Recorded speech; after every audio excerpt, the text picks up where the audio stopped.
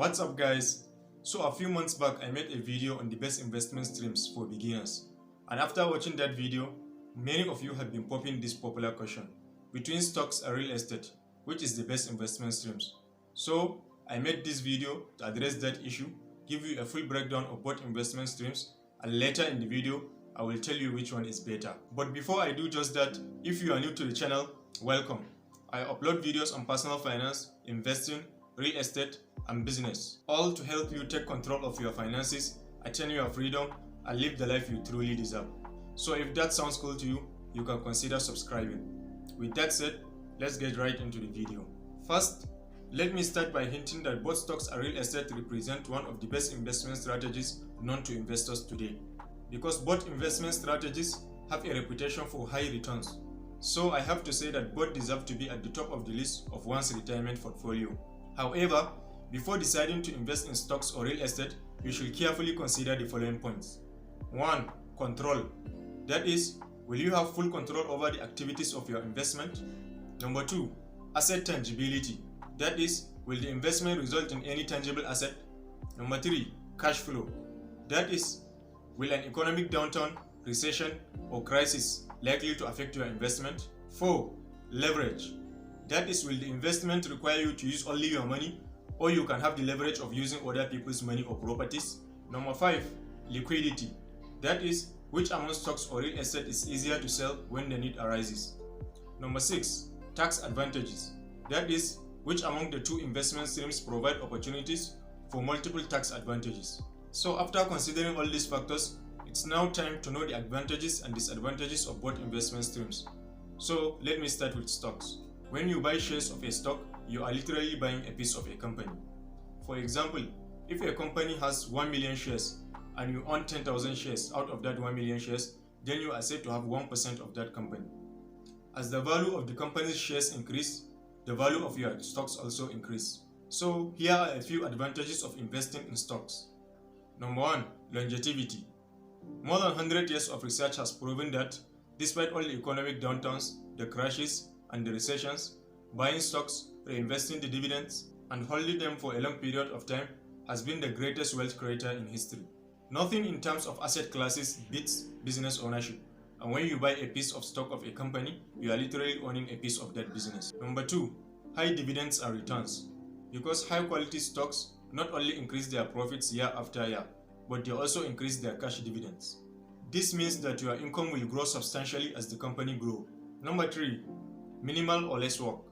Owning shares of a piece of stock of a particular company doesn't require much work from you. Unlike running the business by yourself, the only work from your part is to research companies and decide which one has the potential for high yielding returns. But once you are done with that, you start benefiting from the company's results without you showing up for work. Number 4. Access. You don't have to possess large amounts of money to start investing in the stock market. With the help of mutual funds or individual stocks, you can start investing with as low as $100 per month. There are even apps that allows you to start investing with less than $25. By the way, I made a video on the best budgeting and financial tracking apps of 2020. I will link the video in the description below, so if you are interested, you can consider checking it out. Number 5. Liquidity. This is the ability to buy and sell whenever you want. Stocks are far more liquid than real estate investments. You can sell your stocks in a matter of seconds, especially during regular work market hours, whereas you may have to list real estate for days, weeks, months, or in extreme cases years before finding a buyer. Now let's look at the disadvantages and risk involved in stocks investment. First, short-term volatility. The price of stocks can experience extreme fluctuations in the short term. Your $40 may go down up to $10 or climb up to $80, but this shouldn't bother you if you know why you own a particular share of a particular company. You can use the opportunity to buy more shares if you think they are too cheap, or decide to sell your shares if you think they are too expensive. Second, dangers of stagnation.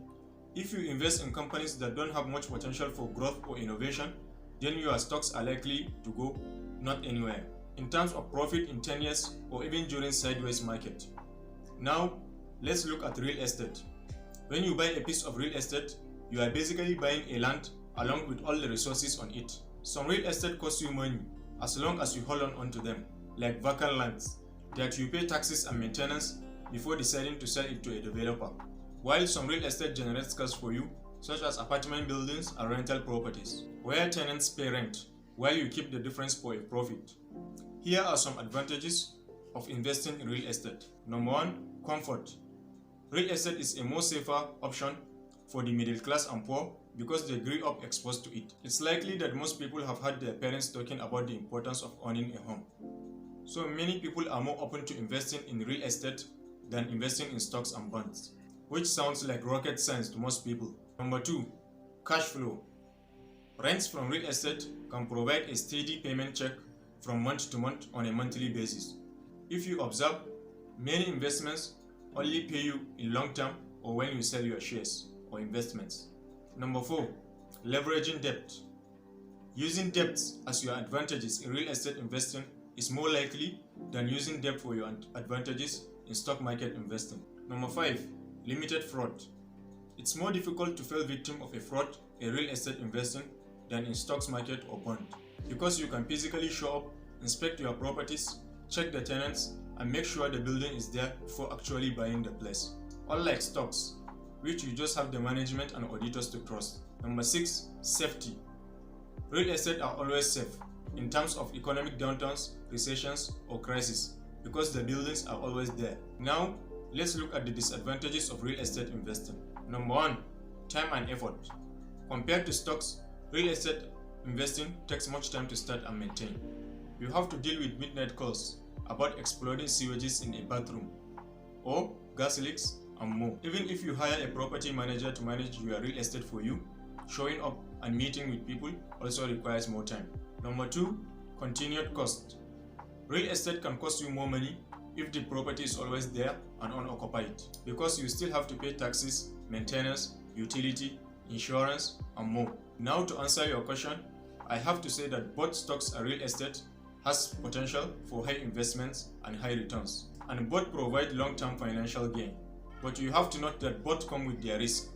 When choosing the right investment stream, I advise you to know the type of the investment are related to your nature and personality, and always diversify your portfolio. What I mean is that you should consider investing in both stocks and real estate, because at least if one is not working out, the other will. So this is it for today. I hope you gained value from the video, and if you do, don't hesitate to press the like button and subscribe if you are new to the channel. And I will always create videos that help you take control of your finances, attain your freedom, and live the life you truly deserve. And also tell me, which investment stream will you try between stocks and real estate? That is on the comment section below, as I will be willing to interact and answer your questions. Thanks for stopping by, and I will see you in my next video. Peace out.